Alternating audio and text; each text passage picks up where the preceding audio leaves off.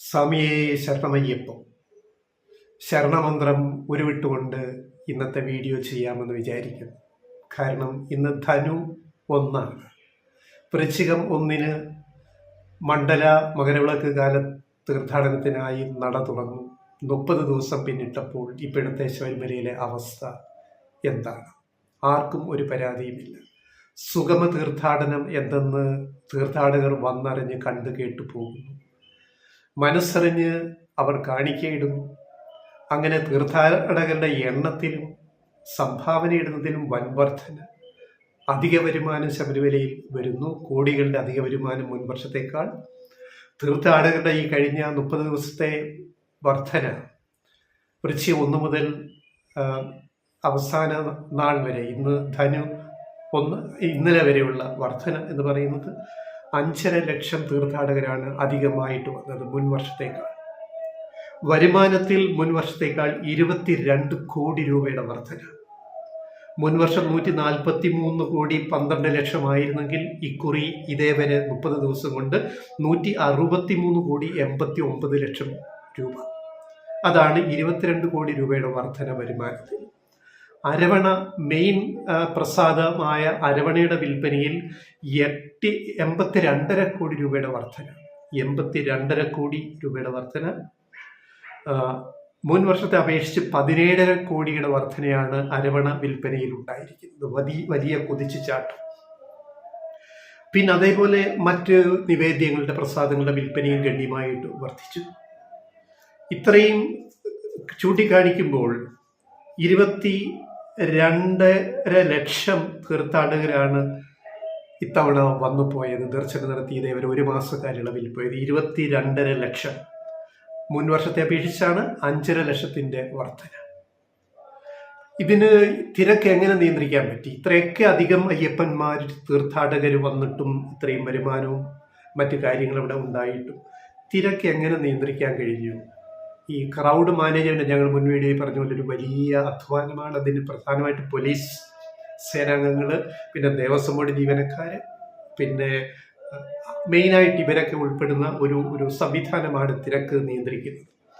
അപ്പോൾ ശരാശരി ഒരു ദിവസം 80,000-നും അല്ലെങ്കിൽ 75,000-നും 1 ലക്ഷത്തിനും ഇടയിൽ തീർത്ഥാടകരെ കടത്തിവിട്ടു. അപ്പോൾ 1 മിനിറ്റിൽ തന്നെ 100ഓളം പേരെ കടത്തിവിടാനുള്ള സംവിധാനങ്ങൾ ഇക്കുറി ശബരിമലയിൽ 18ാം പടിയിൽ ഒരുക്കി എന്നുള്ളതാണ് പ്രധാന കാര്യം. അതിനെ സഹായിച്ചത് പോലീസിന്റെ സേവനം മെച്ചപ്പെടുത്തുക എന്നുള്ളതായിരുന്നു. ഈ 18ാം പടിക്ക് മുകളിൽ പന്തലുണ്ടാക്കിയതാണ് പ്രശ്നമായത്. പന്തൽ നീക്കണമെന്ന് പോലീസ് മേധാവികൾ തലപ്പത്തുള്ളവരെ നിർദ്ദേശിച്ചെങ്കിലും അതിന്റെ ശില്പിയെ വിളിച്ചിട്ട് കാര്യങ്ങൾ ചർച്ച ചെയ്തിട്ട് അവിടെ വേറെ ചില സംവിധാനങ്ങൾ ഏർപ്പെടുത്തി.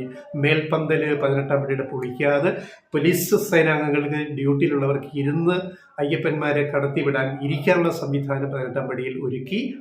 പിന്നെ പോലീസുകാരുടെ സേവന സമയം, അവർ പെട്ടെന്ന് ക്ഷീണിതരാവുന്നു. കാരണം 18ാം പടിയിൽ അയ്യപ്പന്മാരെ തീർത്ഥാടകരെ കടത്തിവിടുക എന്ന് പറയുന്നത് വലിയ ജോലിയാണ്. അപ്പം അതിൻ്റെ ഡ്യൂട്ടി സമയം 15 മിനിറ്റാക്കി പോലീസ് സേനയിലെ ഓരോരുത്തരുടെ ഡ്യൂട്ടി സമയം കുറച്ചു.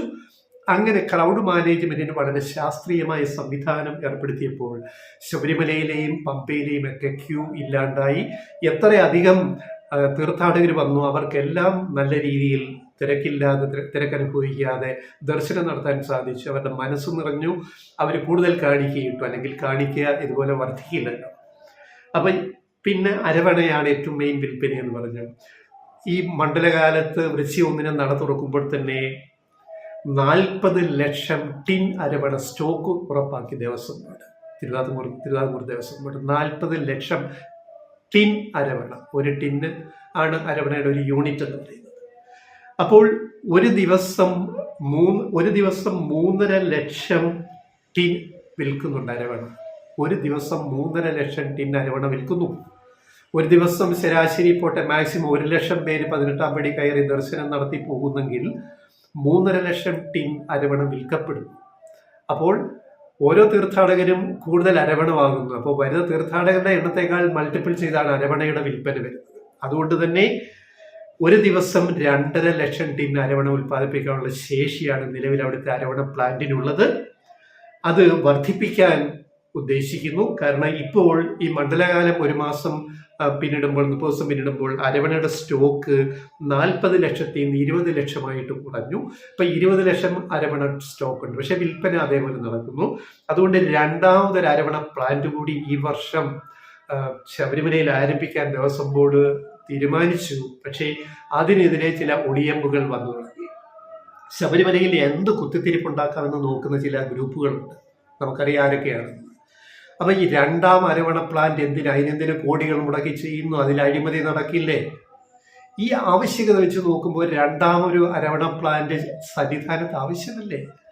എവിടെ നിന്നൊക്കെ എത്രയോ ലക്ഷം അയ്യപ്പന്മാരാണ് വരുന്നത്, ഏതൊക്കെ നാട്ടിൽ നിന്ന്. അപ്പൊ അവർക്ക് പരാതികളില്ലാതെ പ്രസാദം കിട്ടണ അരവണ പ്രസാദം അയ്യപ്പന്റെ പ്രസാദമാണ്.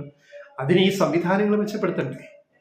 പിന്നെ മറ്റൊരു കാര്യം, ശബരിമല കൂടുതൽ മുന്നോട്ട് പോകണം വരുമാനത്തിലും മറ്റു കാര്യങ്ങളിലും. കാരണം ദേവസ്വം ബോർഡിന് കീഴിൽ, തിരുവിതാംകൂർ ദേവസ്വം ബോർഡിന് കീഴിൽ എത്ര ക്ഷേത്രങ്ങളുണ്ടെന്ന് അറിയാമോ നമുക്ക്? ഇതിനൊരു എക്കണോമിക്സ് നമ്മൾ അറിഞ്ഞിരിക്കണം, ഇതിന്റെ സാമ്പത്തിക പ്രശ്നങ്ങൾ. എന്നിട്ട് വേണം ഇതിനെപ്പറ്റി വിമർശിക്കാൻ. ആൾക്കാർ വിമർശിക്കുന്ന ചില ഗ്രൂപ്പുകളുണ്ടല്ലോ, അവരുടെ പേരുകളൊന്നും എടുത്ത് പറയേണ്ട ആവശ്യമില്ല, നമുക്കറിയാം. ദേവസ്വം ബോർഡിന് കീഴിൽ 1252 ക്ഷേത്രങ്ങളുണ്ട്. ഈ ക്ഷേത്രങ്ങളിൽ 99%-അധികവും 99.99% അന്നം കൊടുക്കുന്നത് ശബരിമലയാണ്. അവിടുത്തെ വരുമാനമാണ്, അതിൽ നിന്നാണ്. ജീവനക്കാർക്ക് പെൻഷൻ, വിരമിച്ചവർക്ക് പെൻഷൻ, ജീവനക്കാർക്ക് ശമ്പളം, മറ്റാവശ്യങ്ങൾ മറ്റ് ക്ഷേത്രങ്ങളിൽ എല്ലാം പട്ടിണി ക്ഷേത്രങ്ങളാണ്, വരുമാനം ഇല്ല. അതേപറ്റി ഇവിടെ ഈ ആചാര സംരക്ഷകര്, വിശ്വാസ സംരക്ഷകര് മിണ്ടാറുണ്ട്. റിയാലിറ്റി, ക്രൂരമായ യാഥാർത്ഥ്യമാണ് ഈ പറയുന്നത്. അതിന്റെ കൃത്യകണക്ക് പറയാം. ഈ 1252 ക്ഷേത്രങ്ങളിൽ, തിരുവിതാംകൂർ ദേവസ്വം ബോർഡിന് കീഴിലുള്ള ക്ഷേത്രങ്ങളിൽ ലാഭത്തിൽ പ്രവർത്തിക്കുന്നത് എന്ന് പറഞ്ഞാൽ വരുമാനം കൊണ്ട് തന്നെ ചെലവുകൾ നടന്നു പോകുന്നത്, നീങ്ങിപ്പോകുന്നത് വെറും 23 ക്ഷേത്രങ്ങളെ ഉള്ളൂ. അറിയാം, ശബരിമല ഉൾപ്പെടെ 23 ക്ഷേത്രങ്ങൾ. സ്വയം പര്യാപ്തം എന്ന് പറയുന്നത് ശബരിമല കൂടാതെ അതിലുള്ളത് ചെട്ടികുളങ്ങര ദേവീക്ഷേത്രം, മലയാലപ്പുഴ ദേവീക്ഷേത്രം, പിന്നെ കൊട്ടാരക്കര ഗണപതി ക്ഷേത്രം, ഇങ്ങനെയുള്ള 23 ക്ഷേത്രങ്ങൾ. ഇനി വരുമാന കാര്യത്തിൽ 2-3 സ്ഥാനത്ത് തിരുവല്ലം ക്ഷേത്രവും ഏറ്റുമാനൂർ ശിവക്ഷേത്രവും ഉള്ളത്. എത്ര അവിടെ കിട്ടുന്ന വരുമാനം? 12-13 കോടി രൂപയാണ് ഒരു വർഷത്തെ വരുമാനം. എന്നാൽ ശബരിമലയിലോ കഴിഞ്ഞ വർഷത്തെ വരുമാനം പറയാം, 373 കോടി രൂപ മണ്ഡല മകരവിളക്ക് കാലത്ത് മാത്രം വരുമാനം. 373 കോടി രൂപ കഴിഞ്ഞ വർഷം. ഈ വർഷം അത് അതിനെ കടന്ന് റെക്കോർഡാൻ പോവുകയാണ്. മാസപൂജയ്ക്ക് ഓരോ മാസവും 5 ദിവസം നട തുറക്കുമല്ലോ ആദ്യ ദിവസങ്ങളിൽ, അതിന് കിട്ടിയത് ഉൾപ്പെടെ കഴിഞ്ഞ വർഷത്തെ മൊത്തം വരുമാനം, ശബരിമലയിൽ നിന്നുള്ള വരുമാനം 450 കോടിയാണ്. 450 കോടി രൂപ. ഈ 450 കോടി രൂപ കിട്ടുന്നത് കൊണ്ടാണ് പട്ടിണിയായ മറ്റ് ക്ഷേത്രങ്ങളിലെ, വരുമാനമില്ലാത്ത ക്ഷേത്രങ്ങളിൽ ഉൾപ്പെടെ പണിയെടുക്കുന്ന ദേവസ്വം ബോർഡിലെ 5500 ജീവനക്കാർക്ക്, ഈ 2252 ക്ഷേത്രങ്ങളിൽ ഓഫീസുകളിലുമായിട്ട്, ദേവസ്വം ബോർഡിന്റെ ഓഫീസുകളുമായിട്ട് 5500 ജീവനക്കാരും പണിയെടുക്കുന്നു. അവർക്ക് മാസശമ്പളം, പിന്നെ 5000 പേർക്ക് പെൻഷൻ. 5000 പേര് പെൻഷനേഴ്സ് ഉണ്ട് ദേവസ്വം ബോർഡില്. അപ്പൊ എത്രയായി? 5000, 1500, 10500 പേർക്ക് ശമ്പളവും പെൻഷൻ ഉൾപ്പെടെ ഒരു മാസം കൊടുക്കാന് 873 കോടി രൂപ വേണം മാസശമ്പളം കൊടുക്കാൻ. 873 കോടി രൂപ മാസശമ്പളം പെൻഷനും കൊടുക്കാൻ വേണം. അതൊക്കെ ചെയ്യുന്നതും ശബരിമലയിൽ നിന്ന് കിട്ടുന്ന ഒരു വർഷത്തെ പൈസ കൊണ്ടാണ്. ഈ സാമ്പത്തിക വിഷയങ്ങള്, ഈ ഭൂരിപക്ഷം ക്ഷേത്രങ്ങളും സാമ്പത്തികമായിട്ട് ലാഭം ഉണ്ടാക്കാത്തത്, വൻ നഷ്ടത്തിൽ പോകുന്നത്, അത് ചർച്ച ചെയ്യാൻ ഇവിടെ ഏതെങ്കിലും വിശ്വാസ സംരക്ഷകരുണ്ടോ? കുറ്റം പറയുകയാണ് ശബരിമലയെ. ശബരിമല ഉള്ളത് കൊണ്ടാണ് നാം നിന്നു പോകുന്നത്, മറ്റുള്ള ജീവനക്കാർക്ക് വീട്ടിൽ കഞ്ഞി വയ്ക്കുന്നത്, ശമ്പളം കിട്ടുന്നത്, പെൻഷൻ കിട്ടുന്നത്. ഇതൊക്കെയല്ലേ യാഥാർത്ഥ്യം? അപ്പൊ ഈ വർഷത്തെ ഇത്രയും വലിയ വരുമാനം എന്ന് പറയുന്നത് കഴിഞ്ഞ വർഷത്തെ 373 കോടി രൂപ, ഈ വർഷം അത് വൻ വർധന രേഖപ്പെടുത്തുന്നു. റെക്കോർഡ് വരുമാനത്തിലേക്ക് ഈ വർഷത്തെ ശബരിമല തീർത്ഥാടനം എത്തും, മകരവിളക്ക് കൂടി കഴിയുമ്പോൾ എന്ന കാര്യത്തിൽ സംശയമില്ല. ഇതുവരെ ഒരു മാസത്തെ ഈ ഒരു ട്രെൻഡ് രീതി വെച്ചിട്ട് വരുന്ന തീർത്ഥാടകരുടെ എണ്ണത്തിലെ വർധനയും വരുമാനവും നോക്കിക്കഴിഞ്ഞാൽ റെക്കോർഡ് വരുമാനമായിരിക്കും ഇക്കുറി രേഖപ്പെടുത്തുക മകരവിളക്ക് തീരുന്നതോടുകൂടി. അതാണ് യാഥാർത്ഥ്യം. അപ്പോൾ ശബരിമലയെ പറ്റി നമ്മൾ എല്ലാം ചർച്ച ചെയ്യാൻ തയ്യാറാവണം എന്നാണ് ഇക്കാര്യത്തിൽ നിന്ന് നമുക്ക് കണ്ടെത്താൻ കഴിയും.